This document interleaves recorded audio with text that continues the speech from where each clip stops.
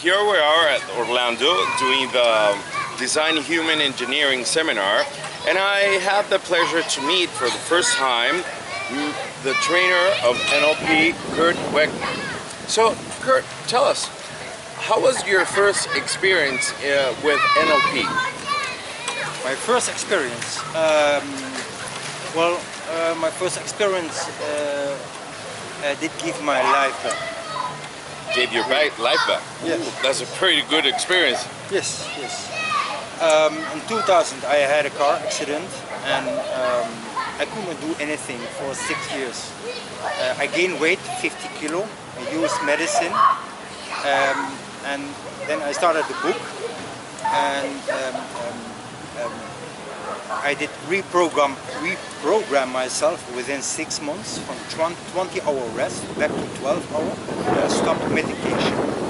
So at that time I did make so big results that I proceeded with practice NLP. I did do the NLP practitioner course, the master course. Did you do them in the society or outside the society? No, in the society. Okay. But in the Netherlands. Okay. With Ben and Bas. Okay. And the result was phenomenal because I had 20-hour rest, go back to 12 hour, and in this practitioner, master practitioner, I go back to 8-hour rest, and I go do things like sport, Yes. traveling. And finally I came in 2010 to DHE and the trainer, like setting now is. And now I'm official 19 March, 8 years with my company, busy in the Netherlands. Very nice, very nice. So do you remember your how was the experience on your first seminar with Dr. Bandler? Oh, it was awesome. It was, well, my English was not that good. I'm still practicing my English. But at that time I had only something like 100 words in my pocket.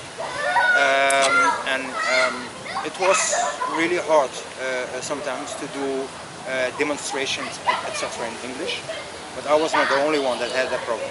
So my experience was very, very good with Wegener. I could understand everything, and I learned a lot. Very nice, very nice. So tell us, what do you do at your country?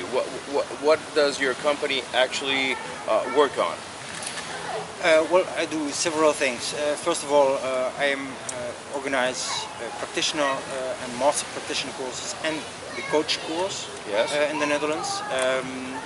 When I started my company, I built a one-day training with think styles, and I can remember it was on a Friday, and I thought, what will I do tomorrow with 12 people? And good question. Yeah. And I wanted to do something else, something exciting. So I thought, oh, you know what? I am going to make 53 cards with 53 different think styles, and I will let them play a game. So I worked till 4 o'clock in the morning, make cards, laminated even these cards, something like 300 cards, totally something like that I made. Slept 2 hours, and then the group came, and I put all these cards in the middle of the room, and I said, okay, these are the rules. Everyone pick a card, play the game, and within 30 minutes. There started to be harmony in the group. There was no level anymore. So it doesn't matter if someone was a cop or a doctor or a hairdresser. Everyone was equal. And within 30 minutes, everyone has respect for each other. Yeah. What they do, or it doesn't matter. And I almost cried. It was really so fast in 30 minutes that harmony was built up that I thought I need to do more with this. So I built a real game, a table game, yes. And a floor game that is really for human. Okay. So the pawn, it's not a pawn, it's a human, it's the pawn. Yes. With a very big dice. Yes. And I built the training, call it identity reading, and it's like an extension of all other NLP stuff. Okay. Like practitioner. Yeah. Cool. Well, Yeah. as you enjoy yourself, you learn quickly. Yeah. One of the secrets is that you get very fast insights about how people thinking, and you can understand better why someone is behaving like he's behaving at that moment. And that is a tool what I want to reach. But also, how better you are in the mid programs, how faster you can learn. Yes. That is one of the secrets. Yeah, it is. It's a very nice game. I hope to play it sometime.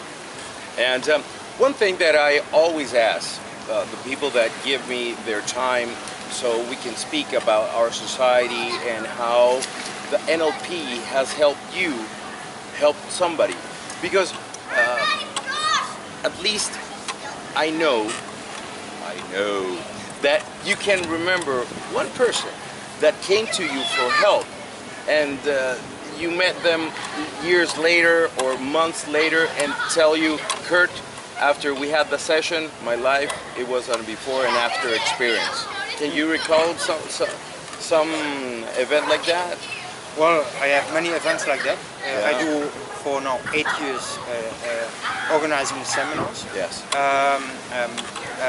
I have a very beautiful example, Yes. and that's I did coach a woman, and this woman was so satisfied that she called me after 1 week, and she asked me if I could coach her son. Okay. And I said, okay, I can coach her son, maybe. So what we are going to do is to make an appointment, and we will see. So she came, and I asked her, what is the problem you want to address? And she said, my son is not so good on school. And okay, I want to talk with your son. And I asked him a question. For example, if you look back to yesterday on your school, what do you see? And it was amazing. His response was, you look in the air, and he talks like, well, I don't know what you mean, but it feels strange. And I thought that's weird, because if you look up to pictures and you talk very slow and talk in language patterns of kinesthetic, Yes. that's strange. Yes. And the school was a Christian school. Christian something school. Like Christian Yes. school, and they had rules like if you learn, you need to read like this, and then I thought, okay, we are going to test it. He had a book, a study book, and I asked him, can you read a little bit? So he started reading, and it was really stuttering, like they are, and he proceeded for 5 minutes. I asked the mother, so what is necessary to change? So what is the goal? And the mother said he needs to read more fluent. Then I had an idea. I said to that boy, okay, do you have favorite music? And he almost started to sing. Yeah. That means he has a rhythm. That means he's auditory. Yeah. And I said, don't sing, but listen to the rhythm pattern and count in 3. 1, 2, 3. 1, 2. So he is counting, and I see him with his face doing this. And then I take the book and take a new page, and I tell him, okay, now keep it in the air, look with your eyes up, and now read. And he starts reading, and he called really 3 words and take a small break. 3 words, take a small break. After the 3rd line, you could not hear the break anymore. That was amazing. For me, it was Gives you I the discovered, goosebump. yeah, I it's very discovered nice. something, but I did not know at that moment what happened. And the mother was crying, and my son can learn. And what I noticed was he had a very deep, very complex learn strategy. That boy could learn very quickly, but because he needed to read with his eyes down It was out of his nature. Yes, yes. And I tell to his mother, you can do two things. I can give you two tips. Ask if he can learn like this for a while. Yes. And do you have a dog? She said, yes, I have a dog. Go with your son walking 3 times a day and play the game. I see what you don't see. Okay. Do you know that game? Yeah. What children do. I hear what you don't hear. And the son needs to say what he all can hear, what he feels. So within a few months, he gets so flexible in his sensory channel that it doesn't matter how the teacher brings the stuff. He was learning in a different way. Yes. He makes himself more flexible. After 6 months, the mother called me back and she said, you really saved my son. Because the school said this boy has dyslexia. Dyslexia. And he needs to go to a different school. Yeah. And in this case, he was the fastest of the class. Yeah, he was more fast than they were learning. So he was maybe 1 month already ahead. Imagine that. So one of the main problems that, for example, I see at my country is that now the psychologists, the psychotherapists, they label very quickly children. And can you imagine a boy, a girl of 7 years old, 6 years old that has that kind of a learning strategy, and the school obligates them to use another one?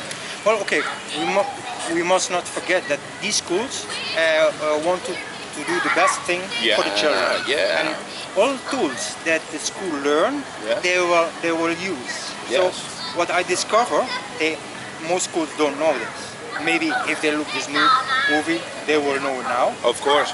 But the most schools do a good job until they learn new stuff, so they can change their way of teaching. Yes. Well, now we have a new book of Dr. Bandler, Teaching Excellence. Teaching Excellence, yeah, yes. Of course. Yes. So, you mentioned a game. Mm-hmm. I know it, but maybe some of our viewers don't know it. Like, I see, what you don't see. Can you explain that game for the people that are watching us? Well, the goal of this game is that people learn 53 meta programs. And the baseline is that you can recognize which meta program people are using. So you can build faster rapport. You can understand better, and you get the possibility to change your message in many ways. So how more you learn it with many people, how more possibilities you can build up your message. Yeah. So that is one of the baseline. Oh, that's beautiful. And how about the other game that you mentioned? Because this is one, and the other one that you mentioned was the boy. Yes. Walking the dog, I see what I see. Yes. Some of our viewers maybe don't know how it is. How do you play it? So parents can do that with the children. Well, that is not a game. It was more a strategy. Yeah. So, it's very important that children learn to be flexible in their sensory channel. That's very important. How more they're flexible, how more they can understand messages from outside, from other people. So how they are doing it? Well, it's very easy. The parents are the baseline. If the parents are flexible, the children learn automatically to shift in the sensory channel. So they're going out, and I see a tree. Yeah. I feel the wind.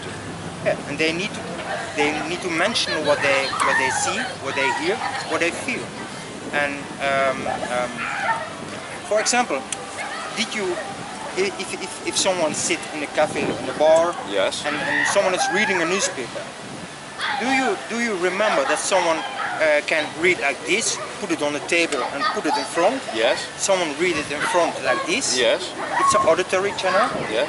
And there are people that are putting them high or putting them low. Yes.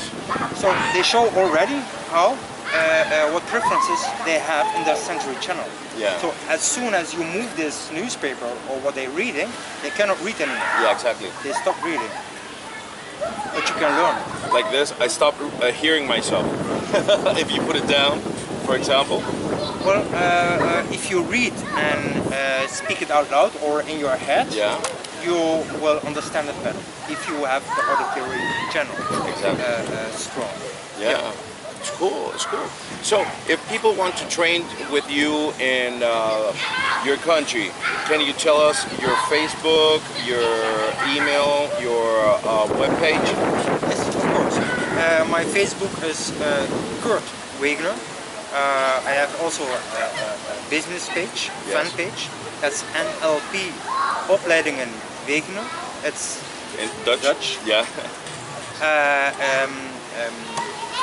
My LinkedIn is the same. It's the same, Kurt Wegener. I have there more than 80 references, Oh, cool. recommendations Cool, from cool. people that you ask me for one sample. Yes. So if people want to see lots of samples, they can read on my LinkedIn a lot of samples. My webpage is www.nlpopleidingenwegener.nl and my email address is info@nlpopleidingenwegener.nl. Well, thank you very much for your time. It's You're been a welcome. pleasure. I hope to see you every time the society gathers I too. for more seminars. Yes, yes. Because the society of NLP needs to stay together. Yes. We are one society. Yeah, That's one important. family. One Simple family. as it. Correct. Thank you, Kurt. You're welcome.